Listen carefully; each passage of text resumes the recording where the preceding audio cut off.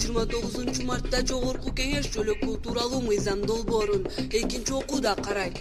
Бул тууралуу парламенттин сайтына жарыяланды.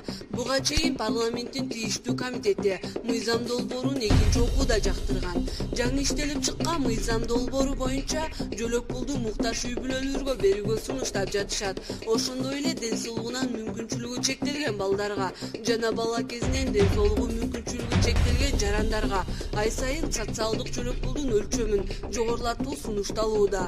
Бирок айрым депутаттар өкмөт 2009-жылдагы эски мыйзамды кайра сунуштап жатат деп сынап жатат.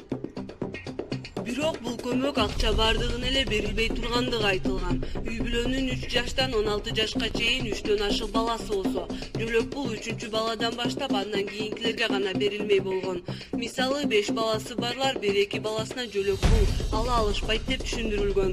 Талаш тартыш дал ушул жерден башталган. 2017-жылдын декабрь айында бул мыйзамга Нарын областынын тургундары каршы митингге чыгышкан. Алар 3 жана андан көп баласы бар үй бүлөлөргө төлөнүүчү жөлөк пулда каралган чектөөлөргө каршы экенин билдиришкен. Мындан улам өкмөт 2018-жылдын 1-январында күчүнө кире турган аталган мыйзамды балага сүйүнчү төлөөгө тийиштүү жобосун кошпогондо ишке кирүү мүнөтүн 3 айга артка жылдырууну сунуштаган.